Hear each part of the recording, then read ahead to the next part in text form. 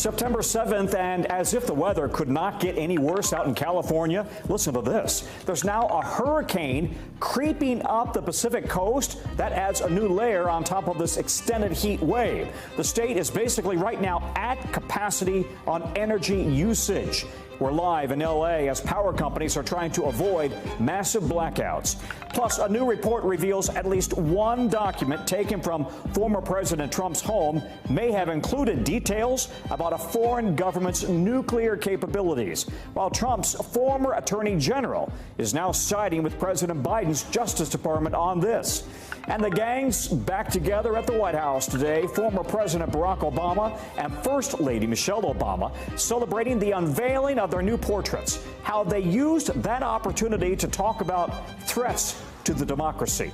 Plus, with a new iPhone coming out, we know you've got one nearby, a look back at how the Apple device became game-changing, a staple for every American. It's within reach right now, right? You know where it is. One way it may have changed all of us sleep habits, because this new study today unpacks how phone addiction is causing the youngest generation to lose sleep, how it's hurting Gen Z's health. Coming up later in the show. Good day, I'm Tom Costello, top of the hour. I'm in for Hallie, and I hope it's cool where you are right now, because California is teetering on the brink of a power crisis. The state just barely prevented a blackout disaster as record heat has sparked an all-time high in energy demand. At the center of this changing climate, listen to this, Sacramento, which hit an all-time high, 116 degrees. For context, that's hotter than any day in Phoenix this year. The California capital also had its longest dry streak and its wettest day ever in the last 12 months. And with 15 million people under heat alerts, California's energy grid is upgrading its emergency alerts. A handful of cities are reporting some power losses, but the worst so far has been avoided. It's part of compounding crises in the West. L.A. County is now under a 15-day ban on watering grass because of an ongoing repair to the major pipeline there, right in the middle of this ongoing drought. And 13 million Americans are right now under extremely critical fire risk. As the Fairview fire that we told you about yesterday, it killed 2 people. It's now twice as big, 5,000 acres. All that happening, by the way, as, a hurricane makes its way up the Pacific coast. You see some of the damage right there in Mexico. It could impact Southern California next. We're going to get to all of this with Bill Cairns in just a minute. He's got the forecast. But let's start with NBC's Steve Patterson in Los Angeles. Steve, you haven't melted down yet. It looks hot there. Such a risky situation in California right now, right? How has the state been able to avoid the worst so far when it comes to power?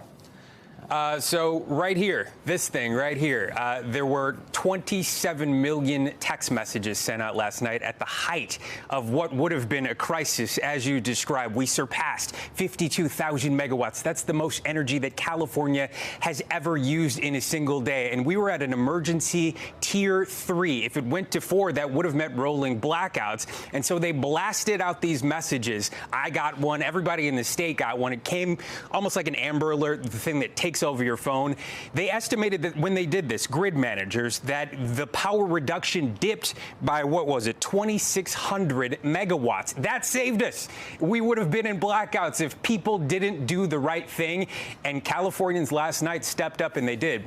All that to say, we may have to do it all over again right now. We're already back into a tier 2. It could be another tier 3 by 4 or 5 o'clock tonight. We're expected to hit 51,000 megawatts again. That puts us right in the danger zone. So while we've seen tenacity, we've seen some heart from people here, how long can we keep this up is something that remains to be seen. And how long can we avoid these blackouts as this emergency is now expected to go into the weekend? Tom? Steve, we're also learning more about the potential causes of that Fairview fire I mentioned. Southern Con Edison, is flagging an issue, and there's a lot of sensitivity right now about energy companies given PG&E's responsibility with the Camp Fire, right? Yeah, I covered that campfire for years after an entire city burned down, for years after PG&E, pled guilty to involuntary manslaughter. 84 counts, 84 people died in that fire. In this fire, I want to make clear the investigation hasn't even begun yet. We don't know if they had anything to do with the fire, but they did issue a statement to indicate that something had gone wrong. They said, quote, "Our information reflects circuit activity occurring close in time to the reported time of the fire. With safety as our #1 priority, we continue to make progress on our wildfire mitigation efforts through grid hardening," and so on, as you see on the screen there. And by the way, that fire now, before we came on the air, expanded to 7,000 acres. So firefighters have their hands full in all this as well. Tom? Steve, you do seem to be on the front lines of climate change right there. Is that the realization that's sunk in just among regular Californians? Yeah, absolutely. It has to be. Climate change has made everything worse here, right? The ground is much drier. The mega drought spurred by climate change. The atmosphere supercharging the ground, spreading those violent winds, creating the wildfire, extending what would be a normal heat wave into this grotesque heat wave that we're in right now. It's all, just a terrible situation here in California, and really the entirety of the West. It's only going to get worse. Yeah. Tom? Steve Patterson, thank you. Steve Patterson in Los Angeles. Let's go now to Bill Cairns, our meteorologist. Bill, talk to us about Hurricane K. It could now impact, I can't believe we're saying this, it could impact Southern California. Yeah, now a tropical system has rarely impacted Southern California. So it kind of has happened before. This isn't off the charts type thing, but this will be an interesting setup on the heels of what is an incredible heat wave. I mean, it's 108 right now, early afternoon in Fresno and Bakersfield. That's not the desert. The desert is 105 and 104, Vegas and Phoenix. So still, so we have this incredibly hot heat wave. 50 million people are impacted by this. Mostly the worst of it is California, Southern Nevada, and areas in Arizona. And then the gradual cooling occurs as we go towards the end of this week and into the weekend. You notice San Diego, 94, 93, 95, but they also could be dealing with high humidity levels, which will make it feel humid in San Diego, and it doesn't happen often, and that's because of Hurricane K. It's a Category 2 storm, so you can see where it is here near Cabo San Lucas, and this is Southern California. So as we take it northwards, it will weaken as it goes into cooler water, but it gets pretty close here on that turn to Los Angeles and San Diego. So what impacts will we see from this? It's going to graze the area with some rain. It does look like the heaviest rainfall totals will be from Palm Springs, El Centro to San Diego, mostly the desert and the mountains, Tom. But, there's going to be a rare flooding situation in the deserts of Southern California. Well, they could use the water, right? But talk about the fire risk. Who is in harm's way right now of fire? What do they need to do right this very minute? If we have any breaking weather story late this afternoon towards this evening, it easily could be from fires. We have the ingredients are combined for a very dangerous day if, that's a big if, a fire forms in areas of Montana. We're under an extreme risk in Montana. We're also going to have what we call dry-based thunderstorms. No rain, just some storms with lightning, and that could easily spark some fires in this region. We already have numerous fires in northern Idaho, about 66 in total in the northern Rockies, and that smoke plume is now heading for the Midwest, Tom. Bill Cairns, thank you very much, buddy. Appreciate it. Let's turn now to here in Washington, where just in the last few hours, former President Barack Obama and First Lady Michelle Obama visited the White House to unveil their portraits, and in the process, Mrs. Obama appeared to take a shot at former President Trump's refusal to accept his defeat in the 2020 election. Traditions like this matter, not just for those of us who hold these positions, but for everyone participating in and watching our democracy. You see, the people, they make their voices heard with their vote. We hold an inauguration to ensure a peaceful transition of power. We're going to have more on the portraits in just a minute, but as we learn new details now from the Washington Post about one of the documents taken from Mar-a-Lago during last month's FBI search, that contained, according to the Post, information about a foreign government's nuclear capabilities. The paper cites people familiar with the matter who also say the seized documents include details about top secret U.S. operations that are so closely guarded that many senior national security officials don't even know about them.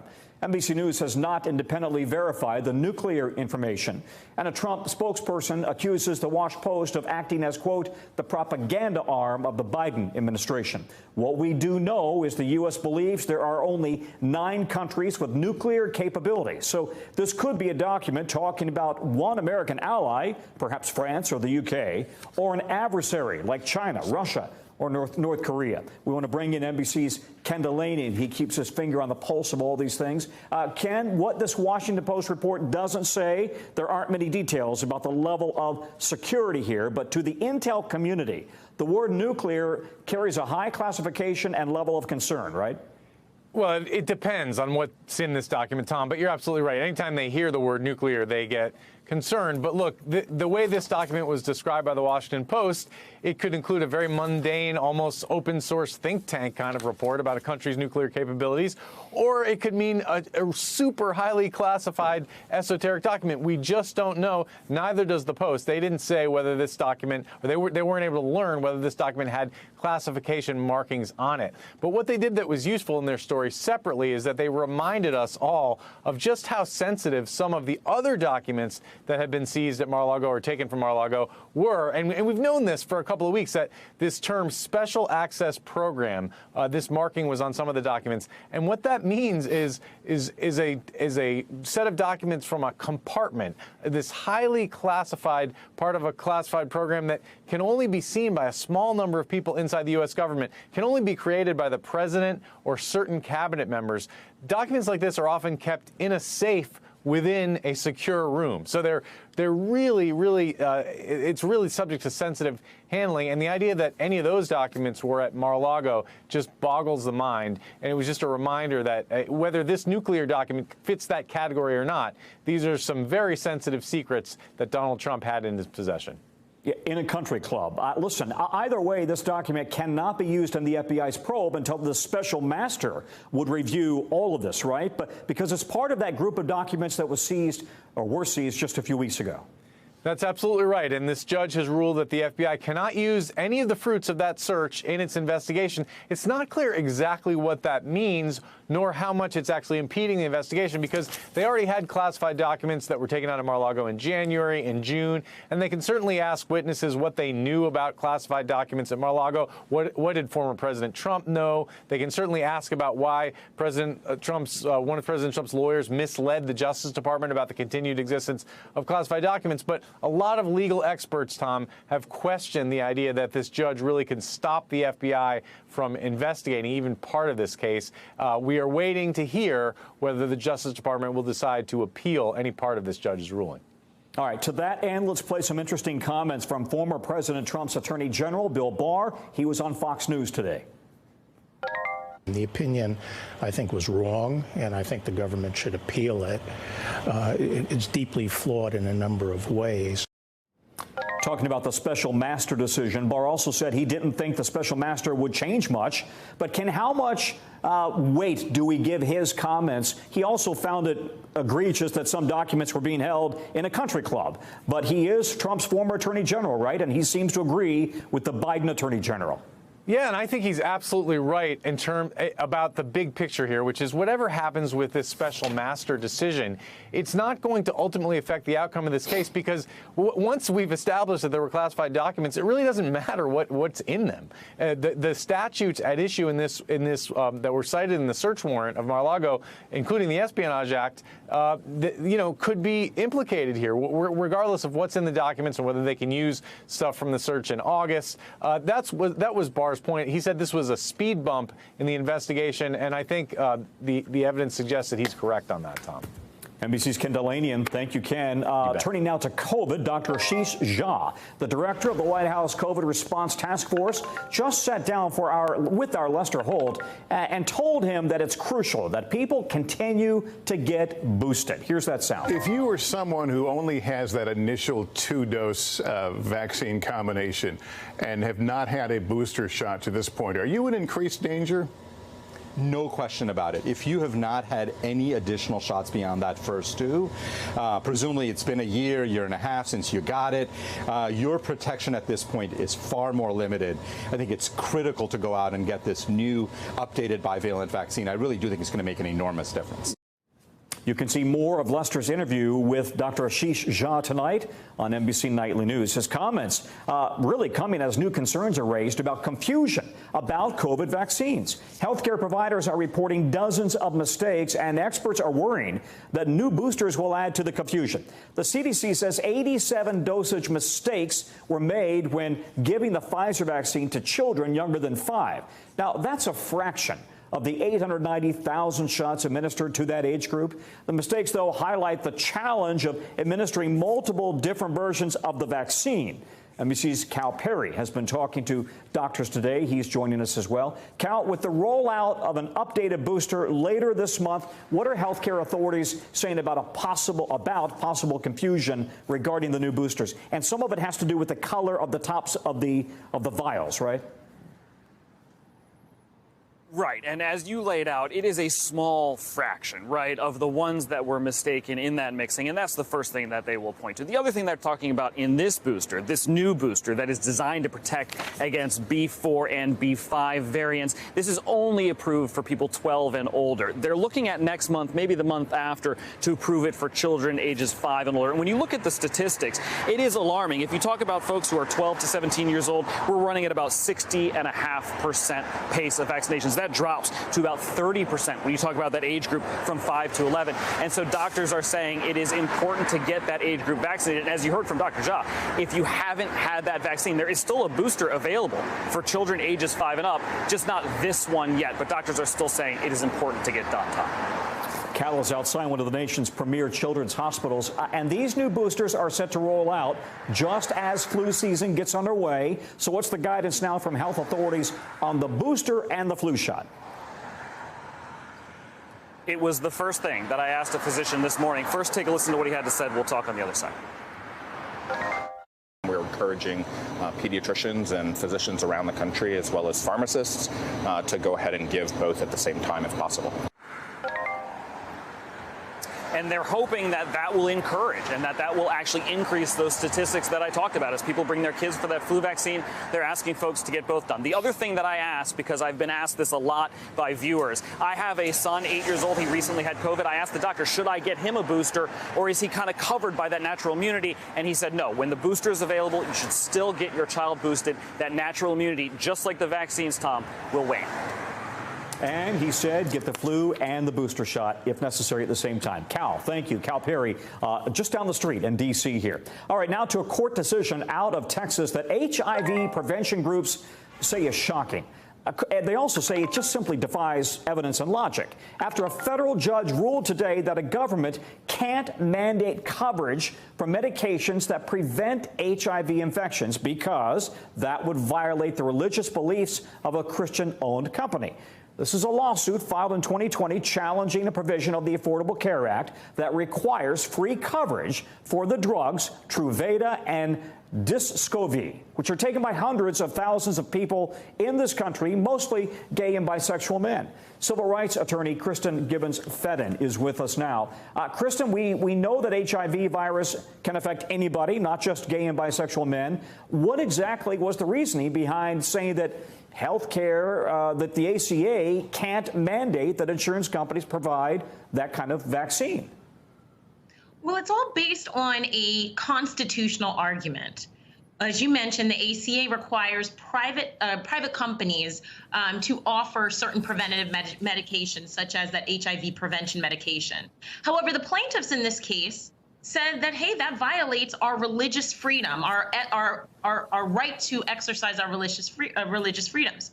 And by doing that, they basically said that because they believe that HIV is solely associated with homosexuality, of which they believe their Christian beliefs tell them that they cannot exercise their right to religion, if in fact they have to provide these medications, because then they are providing medications for homosexuality. Then the shift, there's a governmental shift. The government then needs to prove that they have to force these companies to do this. They have to show that it's a compelling governmental interest and that this is the least restrictive means. And the court basically said, look, you can't say that this company is flawed in their right to exercise their sincerely held religious beliefs just because it's morally objectionable. right? It's No, I got to say, you know, what's a head scratcher here is that, you know, how many stories have we done about the fact that there are plenty of women and children who've contracted HIV? It is not unique to the gay population in any way, shape, or form, any more than blood pressure medication is unique to African Americans. That's absolutely correct. And quite frankly, my view is that this is completely flawed. But again, the way that the judge kind of couched his opinion is that you can't, and the law is very clear, you can't say that a person's sincerely held religious beliefs are flawed just because they're morally objectionable. However, I 100% disagree with the court, and I believe that this is a cop-out so that the private insurance companies don't have to abide by the ACA. And this is going to do way more harm than good. Real quickly, and I don't have much time, is an appeal likely? Oh, absolutely. I would imagine appeals likely because this federal opinion could have devastating results for other state laws and other precedent. So absolutely. Yeah. Kristen, thank you very much. Great information. Thank you. We're going to have more after the break, including more on that presidential reunion at the White House today, then the legal loss and win for Elon Musk. A little bit of both. We're going to have more on the billion-dollar court battle over his bid to take over Twitter. And we now know the identity of the American woman killed by a shark in the Bahamas. We'll bring that story to you coming up next.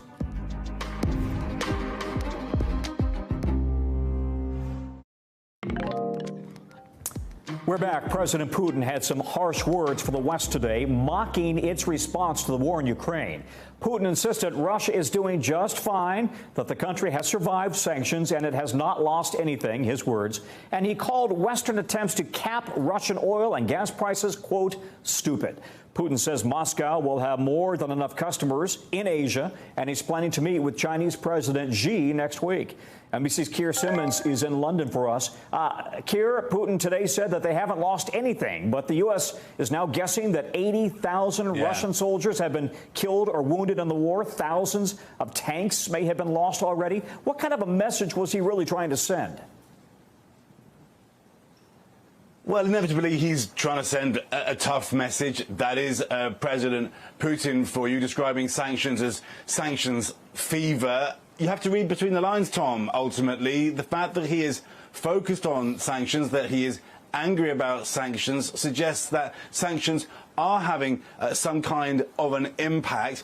There is the thought that ultimately what he is trying to do is to divide Europe, that he knows in the end it will be a long wait for sanctions to be lifted. So instead, his aim is to try to simply cause division.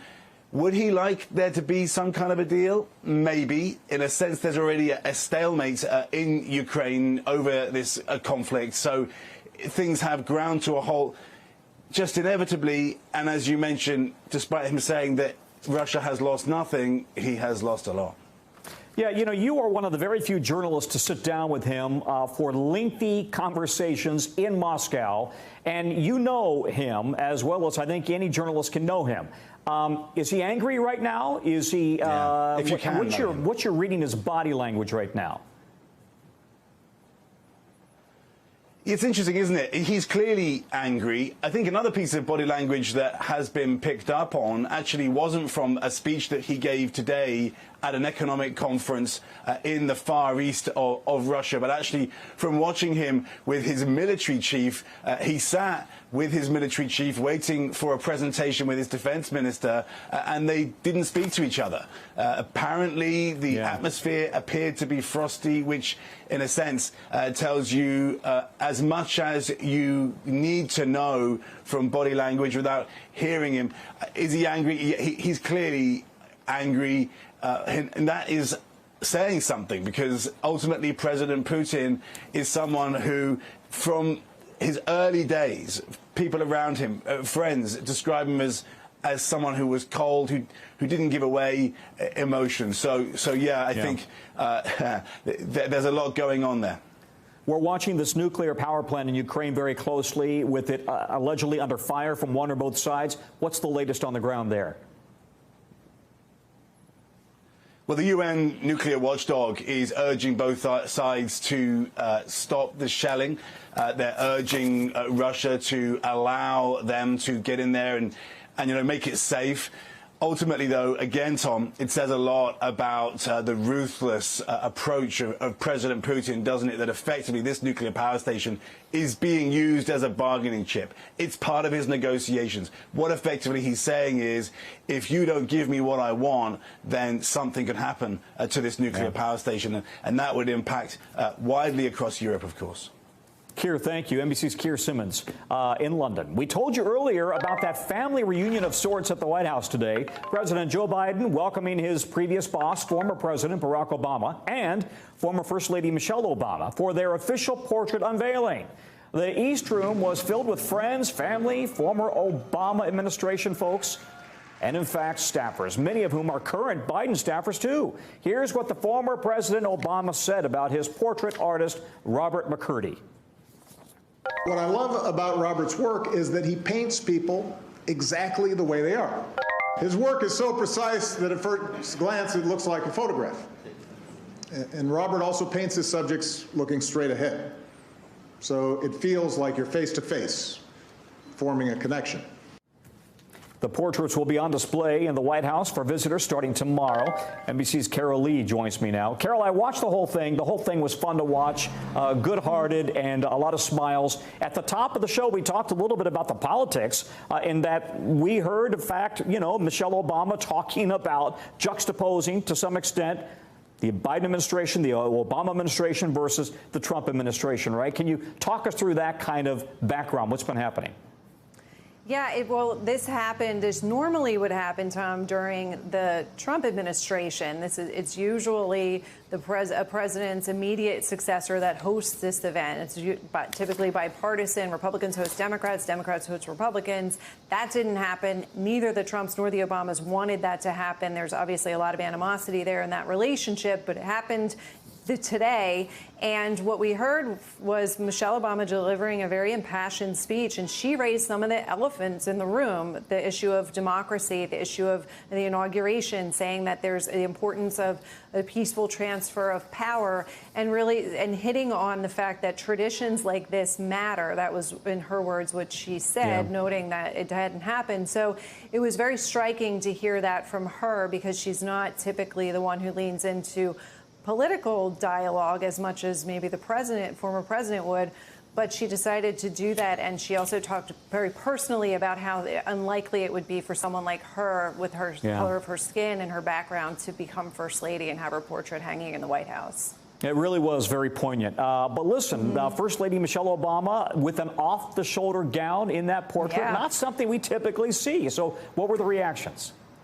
Yeah, it's not exactly. If you look at Hillary Clinton's portrait, she's in the pantsuit, right? And so it's very different. And it's just, I think the reaction is that it's a very striking painting, and that it kind of sums up her. She's very youthful. She's very, energetic, and she's always pushed the limit. The Michelle Obama arms were always going to be part of a Michelle Obama portrait. Presumably, they're one of her most famous assets. Then she has shown them in other photographs and portraits that have been officially taken. So it's just a different look than you've seen in some of the other First Lady portraits, which are a little more buttoned up. But that's how Michelle Obama has tried to communicate with the American public, is that she's accessible and she's out there and she's fun and youthful. And this is why this painting really reflects that side of her. Well, it was a fun, a lighthearted event to watch. It's on NBCNews.com if you haven't seen it. Carol Lee, thank you very much. All right, let's now get you over to the 5 things our team thinks that you should know about tonight. Number 1, Steve Bannon is facing fraud charges in New York today around his We Build the Wall nonprofit group. He's accused of defrauding donors to raise money for a southern border wall. In a statement shared with NBC last night, Bannon said the charges are political. He called them, quote, phony. He is expected to turn himself into authorities Thursday. That according to a person familiar with the matter. Number 2, a judge ruled that Elon Musk cannot delay the October trial over his Twitter deal, but the judge will allow new evidence from a Twitter whistleblower. Now, Twitter sued Musk for trying to get out of the $44 billion deal to buy Twitter Twitter. Musk is countersuing, saying, in fact, the company misled him in negotiations. The whistleblower allegations could bolster his claims that Twitter misled him about fake accounts. Number 3, a power outage at Austin's airport this morning caused flight delays, even well after electricity was restored. The delays in the long line so long, the airport shut down. Look at that. Had to shut down nearby roadways, snarling traffic. The outage lasted from about 5 to 8 a.m. local time in Austin. Number 4, Queen Elizabeth has postponed a virtual meeting with senior ministers today. It's called the Privy Council meeting. Now, the Queen is 96 years old and had to reschedule after doctors advised her to rest. Yesterday, she met with outgoing Prime Minister Boris Johnson at her summer estate in Scotland, not Buckingham Palace, a break from tradition due to her mobility issues. She then met with her 15th Prime Minister, Liz Truss. Number 5, and at the U.S. Open, American Francis Tiafoe from Maryland advancing to the semifinals after his straight set win today over Andrei Rublev. No U.S. male player has gotten this far at Arthur Ashe since Andy Roddick 16 years ago. A few hours ago, we learned the name of the woman killed in a shark attack while snorkeling in the Bahamas. She's now identified as Carolyn DePlacido from Pennsylvania, an employee of Bannon University. The university chaplain sent out a note calling her a powerful presence of kindness and friendship to colleagues and students.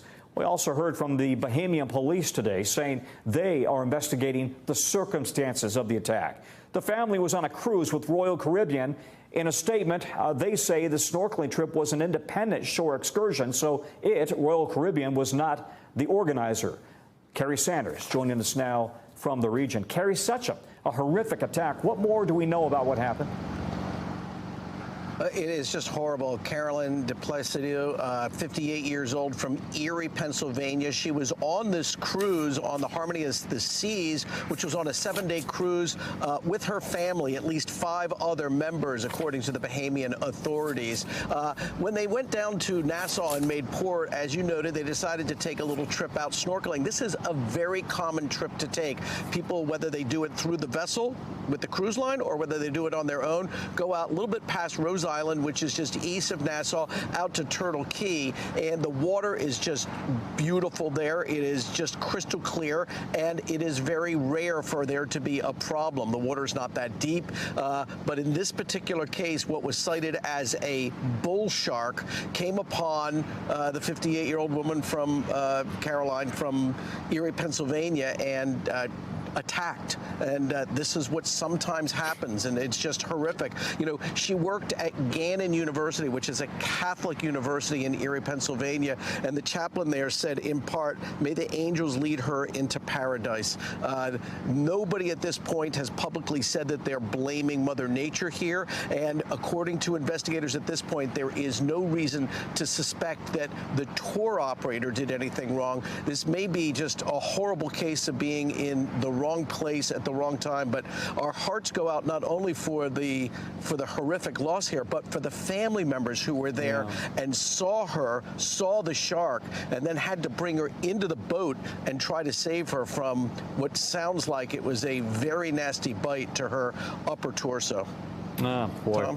Listen, you're our shark expert here at NBC, and often these shark attacks happen when humans are swimming near large schools of fish or prey fish, or when sharks feel threatened. Is there any way to really prevent something like this happening other than ordering people out of the water if lifeguards see a shark nearby? Yeah, like if people on the boat, the tour operator, had seen something, they probably would have said something. In this particular case, you know, it's the instincts of a bull shark, and there is nothing that could have been done here. It's not as if she had the power to somehow punch the shark or whatever. It appears, as is often the case, that the shark takes one bite, releases, and leaves. It just, in this case, it was a fatal bite.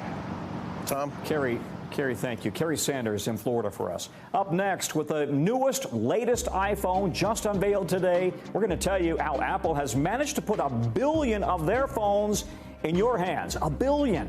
Also ahead, why smartphones are keeping Generation Z up at night. So stay with us for that.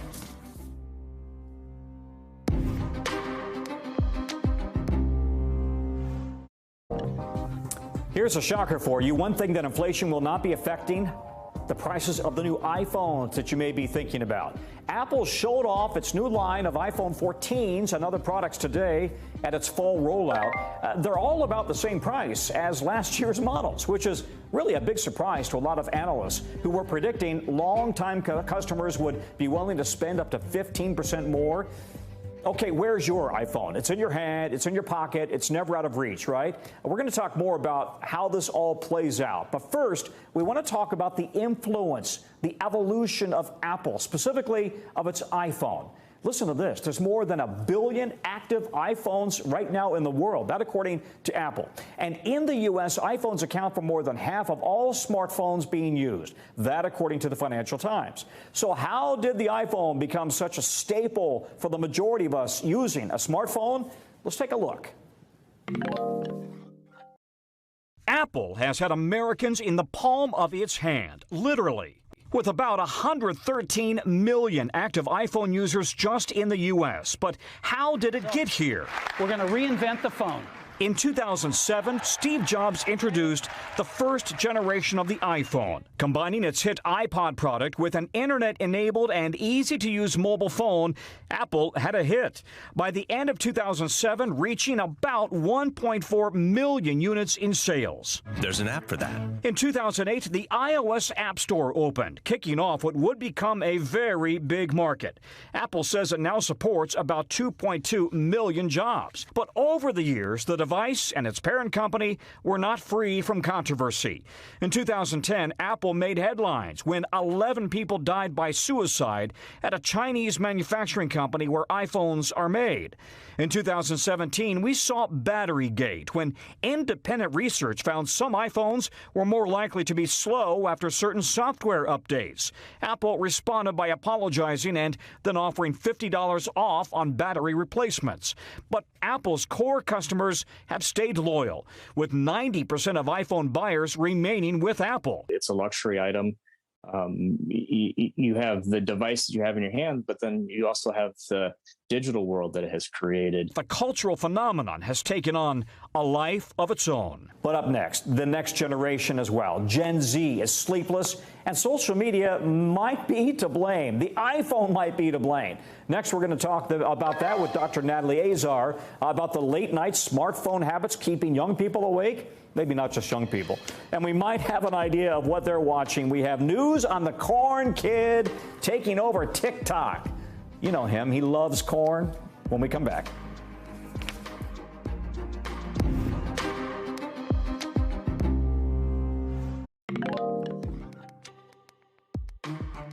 Each day, and because you cannot possibly read, watch, or listen to all of them, our bureau teams have done it all for you and for me. So this is what they tell us is going down in their regions right now. It's called The Local from our Northeast Bureau. Starting today, masks are now optional on New York mass transit systems, including the subway. The mask mandate was implemented at the start of the pandemic. New York Governor Kathy Hochul says face masks are still required in adult care facilities and other state-regulated health facilities. From our Southeast Bureau, look at this old film strip. The footage shows the first Army airplane test flight in Fort Myer, Virginia, of the Wright military flyer. It's the National Archives' oldest known government film, taken 114 years ago. The film was originally thought to be from 1909, but a close examination showed it was from 1908. From our Midwest Bureau, South Dakota now has an official corn ambassador. 7-year-old internet sensation Tariq, better known as the Corn Kid. He became famous last month for an interview on recess therapy. That's an Instagram account. He told the host when he tried corn with butter, everything changed, he said.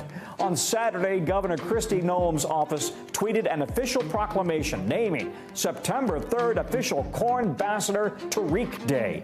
It included photos of Tariq at the Corn Palace, a corn-themed tourist attraction. Go on YouTube and watch that video. It's very cute.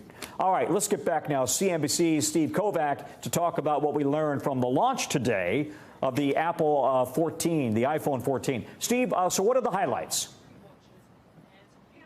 Yeah, sure, Tom. So what we got today were 4 new iPhone models in the iPhone 14 lineup. two, let's call them regular models, and for the first time, that regular model gets the super size. They're calling it the iPhone 14 Plus. And then over on the Pro side, a little bit new stuff happening with the screen. They kind of shrunk down those facial recognition sensors to be a little cutout in the middle of the screen at the top, and it can. They're calling it the dynamic island, meaning it can kind of change with software, and you can put little widgets up there and things like that. And more surprising, I know you're talking about this before, but no price increase. People were a little bit concerned that the price might go up on these new iPhones due to inflation and other supply constraints Apple's been having out in China. But iPhone prices are steady this year, Tom. You know, Steve, I'm sorry. I still miss my BlackBerry. I cannot type on an iPhone. I just can't. People think I'm typing in other languages. But let me ask you this. It sounds like there's really no must-have feature with the new version, right? And people are surprised that they're holding the prices down. So how do you see the launch of these going? Yeah, so Tom, this has been the story around the iPhone for the last, let's call it 5 or 6 years, where they pack them with so many features, it can last you longer than they used to. You might remember back in the day when the iPhone first came out, almost every year they were giving you some kind of whiz-bang feature that you had to run out and get. Yeah. Now iPhones can last you a good 3 to 5 years. So for someone who's upgrading from an older model from maybe 3 or 4 years ago, this is going to seem, it's going to be like going from a bicycle to a Lamborghini. But if you bought the 13 last year, you probably don't need to upgrade. Okay, well, that's good because I have a brand new 13 right here, actually. All right, now one change actually is that they're actually, they're shifting production in some cases away from China. Talk us through that. Yeah, that's right. And I want to be clear here, Tom, that the vast majority of production is still happening in China. But as we saw with those COVID lockdowns earlier this spring and even rolling into today, they're starting to think about new ways to diversify their production. So one place they're looking to is India, where they already do make some iPhones, including the current iPhone 13. And right now they're going to start making the iPhone 14 there a little earlier than usual, Tom. All right, Steve, thank you. CNBC's Steve Kovac there in Silicon Valley for us. All right, today we're learning that a lot of us don't get enough sleep because the iPhone, we're stuck on our phones. New research from the American Academy of Sleep Medicine says 80% of us are losing sleep because we are liking stuff and swiping and scrolling on social media. It's hitting Gen Z really hard. 93% of those guys say they're losing sleep because they're staying up late on the apps. And experts say the viral videos trying to learn the latest TikTok dance, that's what Bert does here in the studio, and the endless memes, they're all easy rabbit holes to fall into. They're keeping a lot of kids up, and less sleep, not good for students, especially since they're back in school right now. Dr. Natalie Azar joins us now. So, Natalie, it's not just Gen Z, right? A lot of us are spending too much time distracted on our phones. We're sleep deprived. How bad is this right now? So, you know what, Tom? I mean, generally speaking, it's a bad thing. You said it yourself. It's not just Gen Z. I read that stat and I think, yeah, I'm guilty of it too. It's like the day is finally over. You get into bed. Maybe you're going to read a book and everything like that. But you kind of just, it's like that sort of mindless relaxation, if you will. But if it's cutting into your sleep, that's not a good thing. We know that sleep deprivation and poor sleep is linked to mental disorders such as depression, but also heart disease and obesity and diabetes and stroke and you name it. And by the way, too much sleep isn't good for you either. You kind of have to have that Goldilocks amount. So It's a big problem. And the blue light, too, right? They see too much blue light exposure. But I guess as I read through this, 18% of people in this survey say they've never stayed up past their bedtime because of social media. 18%. I'm thinking, boy, it has to be even lower than that. But what are some of your tips for a better night's sleep? So here they are. And, we talk about sleep hygiene a lot, but it is important, Tom. So we have some tips for our viewers. The first one is you want to try to get up at the same time every day. Even on the weekends, you're allowed to get a little bit of extra sleep on the weekends, maybe an hour, but generally same wake up time, same bedtime. You want to get 8 hours. That really is the amount that most adults need. you want to give yourself about 30 minutes to transition to sleep. And what that means is basically when you're done scrolling, when you're done reading your book, when you're done everything, it's time for lights out. You lie in bed and you got to wait. And you might need to wait up to 30 minutes to an hour, but you really need, the experts say, Tom, your brain is transitioning from being awake to getting those cues that it's time to be asleep. And it doesn't mean that the brain is quiet. The brain is actually active at night, but it does need to switch. Like I said, weekends you can get an extra hour. You can take a little bit of a cat nap, and you should also set a timer for the amount of social media that you use. You're using your phone, set the timer on your phone, about 30 minutes or so, and don't go past it. Yeah, I'm guilty of the weekend cat nap. All right, Natalie, thank you. Dr. Natalie Azar. Coming up, don't worry, darling. No, I'm not talking to my wife right now. It's the name of one of the year's most anticipated films, and the drama behind the scenes may be bigger than the movie itself. More on that when we come back.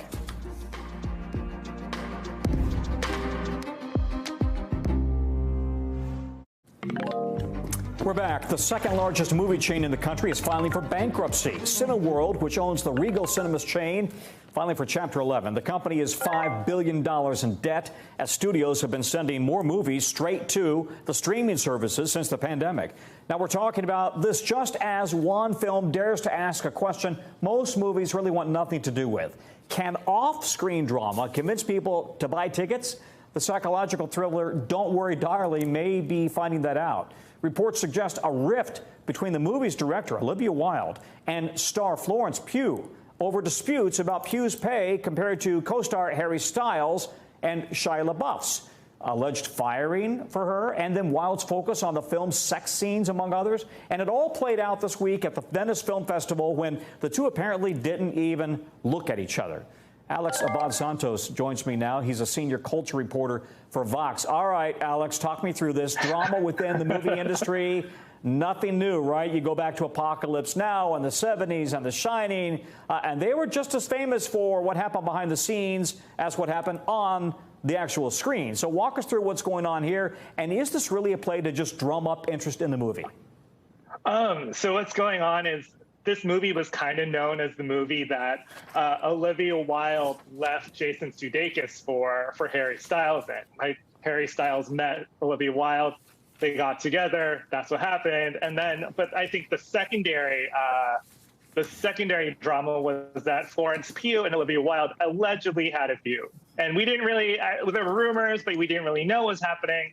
Fast forward to the Venice Film Festival, where you're supposed to promote this movie, and Florence Pugh is just not promoting this movie. And everyone's like, well, what is happening? This is very, very weird for a person, for like the lead actress not to be promoting the movie, talking about the movie, talking about it on Instagram. And so everyone's like, yeah, I guess the feud is real.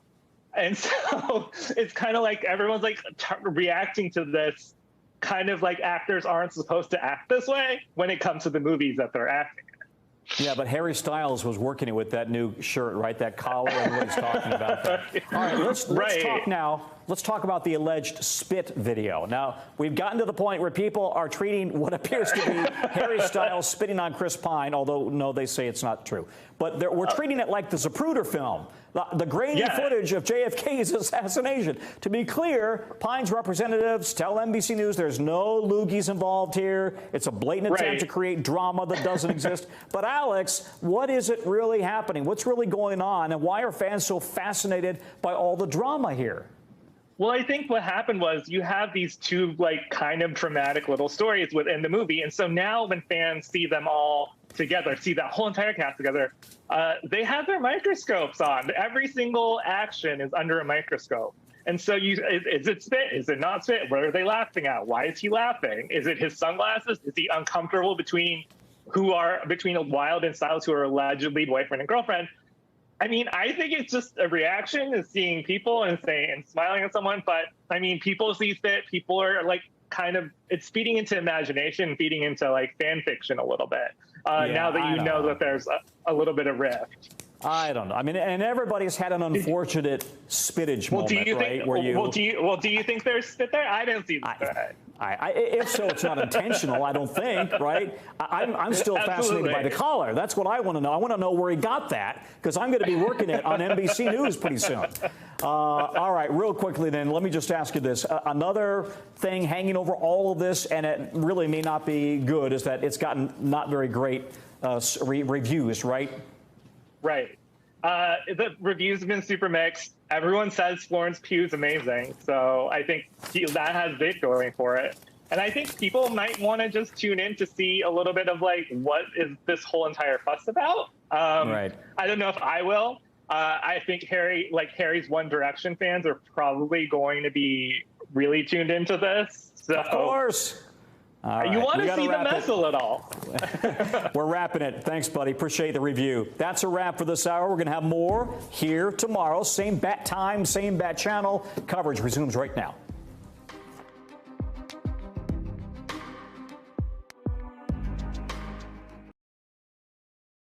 Thanks for watching our YouTube channel. Follow today's top stories and breaking news by downloading the NBC News app.